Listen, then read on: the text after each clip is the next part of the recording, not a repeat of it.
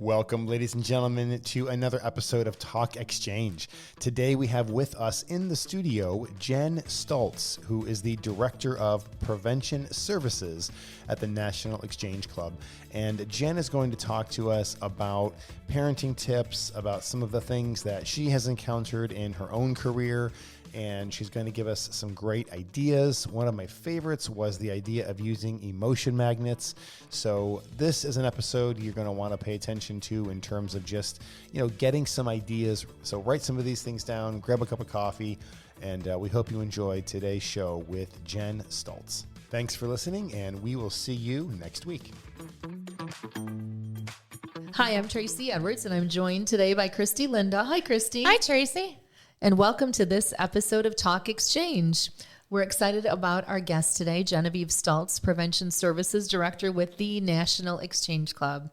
And we're excited to have a conversation about the resources offered by the National Exchange Club supporting our national project, the prevention of child abuse. Child abuse, yes. Coming up in April, we have National Child Abuse Prevention Month, so it's appropriate that we have Jen here today to talk to us a little bit about the national program. It is. It's a good opportunity to highlight the services provided to clubs, to centers, and how we can help them work together to fulfill Exchange's mission. So welcome, Jen. Thank you very much, and thanks for having me. And I love talking about Exchange and what it does for families and children all across the country. So I really appreciate the opportunity to come and to talk with you, Christy and Tracy. I think Exchange does such tremendous work for families and children across the country that it's exciting for me to be able to share with everybody what we do. It is, and it's exciting, especially now because we're hearing so much buzz about the program, and we have several places that are interested in bringing parent aid to their communities, right? That's correct. And actually in 2022, we had 2 new Exchange Parent Aid programs start and a new center join our network. So that was very exciting. And right now we're looking at let's see. I think there's 4 of them kind of in the works right now of having Exchange Parent Aid come into their community. So it's really, it's a buzz out there, and it's exciting to see that there'll be more families served in more communities with our wonderful program. Yeah, not too long ago, we had Peggy on from Naperville, and she discussed the program and what it's done in her community. So could you take a few steps backward, Jen, and explain to someone who maybe isn't familiar with our parent aid model what it means to bring that parent aid into your community? What kind of services are being offered to families when we have parent aid in a community? Truly, there's a lot of services that the program can provide to families and to children and help even increase awareness in the community itself about what maybe families and children are dealing with. But the kind of services that Exchange Parent Aid can provide is that one-on-one support and assistance to families that might be struggling with stressors, and all families struggle with stress, and it's a significant indication that that might increase the risk of maybe abuse and neglect within the family. Lack of resources, and many of our Exchange Parent Aid programs work very hard to provide necessary resources, diapers, formula, food, bus tokens, all kinds of things like that will give the families the things they need to be able to go about their daily activities and to not worry about where the next meal is going to come from or how they're going to get to the doctor's office. Other kind of things that the Exchange Parent Aid program does is they really work with families to help parents understand where their child's at developmentally and why they're behaving the way they are. I just see so many times that the poor parenting happens when the parents' expectations are unrealistic. Mm-hmm. When they expect the 3-year-old to follow, 10 instructions in a row and, to go in and clean the room all by themselves when they'll go in and find their teddy bear and start playing. Yeah. But, when we can talk with folks about what a 3-year-old can be expected to do and help parents understand that and then respond effectively to their kids, we just see such a huge change in the dynamic and in the relationship between parent and child. And I think that's one of the dynamics that Exchange Parent Aid is most successful with families. So it's a little bit like that parenting book that doesn't exist. Yes. That's we've all been looking for since the beginning of time. That's absolutely right. You know, that whole lesson plan that you wanted when you first brought your baby home. Do you remember how scary that was? And and everybody, when I use that kind of a phrase, goes, oh my, I do remember what that was like. And you know, even just getting calls from parents over the years, it's just usually that they don't understand, you know, what's happening with their child and why they're behaving this way and how they should respond effectively to manage that behavior. Yeah, I mean, children aren't that great at expressing what's going on in their head, what is challenging them, what they need, right? And often we struggle to try and identify what it is we can provide for them. We're not always successful. No, you're absolutely right. Yeah. And I can even think of working with kids myself or with nieces and family, friends, children, you know, when they all of a sudden they're talking at you and you're like, I don't have a clue what they're talking about here. And I have to force myself to think like a 4-year-old and go, oh, okay, that's what they're wanting. Right. Well, this is a great service to bring to communities then. So not every family has to be in crisis to be stressed. And we need to remove, if I'm understanding you, some of those barriers that allow families to concentrate on the children and the mental health and the schooling needs. That's absolutely correct, Christine. Very, very well said. Thank you. If we can remove some of the stressors that are in the family's home, parents can take more time, you know, to be with their children and to develop that relationship. So with these centers that are all over the country and the national network does spread in different areas all over the country, what kind of resources do we have available this year for the centers? We know that we have this national network. Part of the value of clubs and centers being part of a national network is the tools and resources that are offered to them. So Jen, talk about some of the tools and resources that have been developed for this year to debut in April for the centers specifically. Okay, specifically for the centers and new, just this year we have emotion magnets is what we're calling this. Yeah. I do too. And so we have a set of emotion magnets, which include happy, angry, scared, worried. And what the intent is to give them to families and have the families put the emotions on their refrigerators or something. But a refrigerator would be great. Everybody goes to the refrigerator. Everybody's always there. Yeah. So we can put them on the refrigerator. And sometimes children have difficulty identifying their emotions or talking about their feelings, like you were saying, Christy. But they can come up and pick up the worried emotion magnet and put it on a separate part of the refrigerator and set this is how I'm feeling today. And it helps them to identify and then to share with mom and dad. And then it can lead to more communication about what's going on and why are you worried, and maybe we could do this to take care of your worry. But we'd also like to encourage it. Sometimes our parents have some difficult times expressing their emotions. So we'll also encourage parents to say, you know what, to little Bobby at home, he said, Mommy's just feeling kind of mad today. So let's just talk about that and how we'll all deal with it and we'll all get better. And it really leads to one of our protective factors for children and for families called social emotional learning. And when they can really begin to identify how they're feeling, what that means, and talk about how they want to deal with it. Well, those magnets are so great for the parents too, because just thinking about the parent who normally maybe they would choose a different outlet to express those feelings that could be negative, but now maybe that magnet opportunity gives them a moment to just stop and slow down and think and choose a different response. And now they have an educational opportunity and maybe an opportunity to have some tenderness or some closeness and work through it together.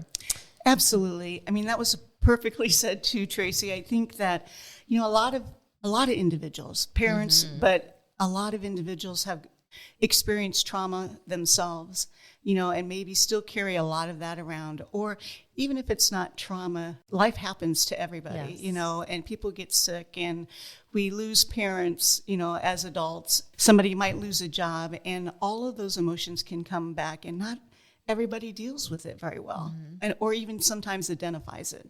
So it's another way to to identify that and to begin talking about it, and then hopefully, leading to some better resolutions with it. Yeah, and when we developed this, Jen, when you first brought this to us and we started talking about getting it ready for April, it made me realize that even in any family, teaching children to understand that other people are also experiencing emotions. And then it gives the parents the ability to feel like the conversation naturally opens up. So you can talk to the children about the fact that, yes, you do have feelings as well. It gives them that external cue that other people are struggling. So it's really a great communication tool. Sure. Yeah, I'm really excited about it too. I have one short little story I could share about identifying emotions. Sure. Would that be okay? I worked in a group home once that housed 10 teenagers usually, and that were having significant issues why they were in a group home because they couldn't make it in a foster family setting. And one boy in particular that just didn't have a whole lot of self-insight, had gone through some horribly traumatic experiences. And one day I was at the group home and I was talking with the kids, and they all went to their rooms, and he came back out once and said, Jen, he said, I don't know what's wrong with you today. He said, but you're mad at everybody. He said, and we haven't done anything today. And I'm like, you're right. You're right. That hadn't been a good day. I was snapping at the kids. And so I called all the kids back out and I said, this is what Mike just told me, and he's right. And so what I'm going to do is, if I ever have days like this again in the future, when you come home from school, I'm going to tell you that this has not been a great day. It may not change much, but we'll at least all know. And after that, the kids would watch and say, if I'd say something about a bad day, and they'd say, everybody be good because Jen's having a bad day today. And they would start to monitor themselves. Right. It was such a great example of, if we have that kind of self-insight and kind of acknowledge it and talk with people about it, that it makes a difference. Right. Well, that's great to set that example and just being really real with kids. I think, honesty, so many times we try to maybe protect them from subjects or sugarcoat it, when really the best thing is maybe to get it out there and just be honest. Yeah. Well, and kids see it anyways. Right. They know. Sometimes I think we like to pretend they don't know, but they know. That's right. Yeah. So that's a great example of one of the tools that we're providing to centers this year. Yeah, and that's a great, bringing it full circle, from your experience in the group home, understanding how this can be a useful tool. I've identified it in my own family, how it could be a useful tool. So it's wonderful that we're taking this nationwide. And then we're pairing it with a couple of other projects. Do you want to explain those? Sure. Another thing that we've done this year is we've developed some tip cards that we hand out to families, and these are very, very valuable, and the Exchange Parent Aid staff use them directly with families. The topic for this year's tip card is 10 ways to strengthen your family. Oh, that's great. Yeah, I like this one too. Yeah, and it's not even big things. It's like take a walk in the park together, or read a book together, and just to build that relationship and strengthen that connection between parents and children. Yes. And so I'm really excited about that. I think that's nice. Yeah, that'll be great.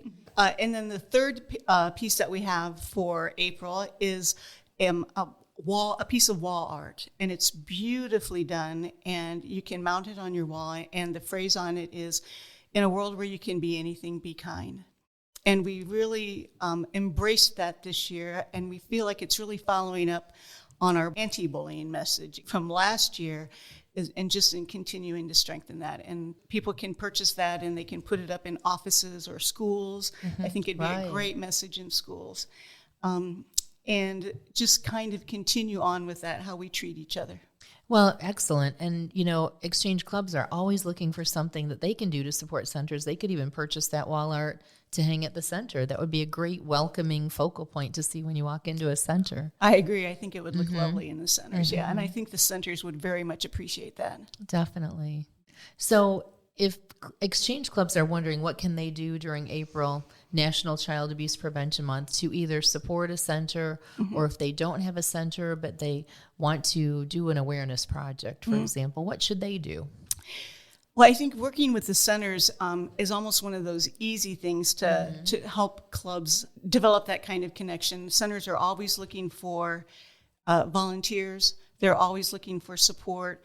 And they so much appreciate the exchange clubs. I can't tell you how much I hear from centers all across the country about the work that clubs are doing for them now, collecting food supplies for the centers to give out to the families that they're working with, collecting, again, diapers or formula to give out to the centers. During the pandemic, one club purchased like 6 new laptops for a center because all the meetings were virtual, but their laptops weren't in great shape. And so to make sure that they could still reach out to the families, they bought them laptops and gave it to them. That's great. Yeah. And there's been so many times that I've even, but when clubs will call and say, what can we do? And I'm like, let me connect you with this center and this director, and they'll be happy to share some things that they could use your help with. And it might even be just doing some landscaping around the center or helping out answering the phones. I think Peggy in the last podcast talked about they used so many volunteers during the pandemic just to reach out to families that they couldn't see and just try to offer emotional support over the phone.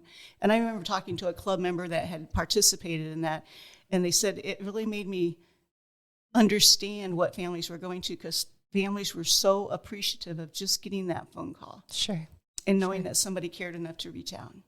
So there's lots of different kinds of things that clubs can do. If they don't have an exchange center in their community, there's almost always some other kind of organization that's working with kids and families, family resource centers, maybe a boys and girls club that I think clubs and club members could get very involved with and really use those kinds of programs and organizations to strengthen their community and to help kids and families. So we had Peggy on, as you mentioned, and she talked about how this, the exchange parent aid, the home visitation model, is very unique to anything she's ever seen across the country, in that it goes up to 17-year-olds. What else is unique about our program that would make someone say, yes, our community needs this? The age range is truly one of the most unique ones. The other aspect that I'd say is very unique to Exchange is the support we get from not even just the local clubs, but from at a national level also. At the national level, we're able to collect data from the centers around the country and provide that information back on the success of our program, so they can use that to hopefully get more funding in for the program and to showcase to the community what they're doing. So we're able to utilize that data at a national level. They also report back assessments or evaluations they do with families that shows distinctly how families are getting stronger and getting healthier together. They're building their relationships better. Parents are feeling less stress.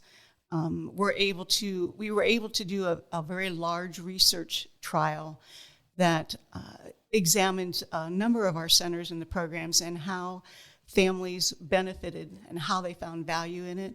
And the research demonstrated that if a family worked with our Exchange Parent Aid program for just 6 months, that we could help parents develop their parenting skills and their understanding of child development.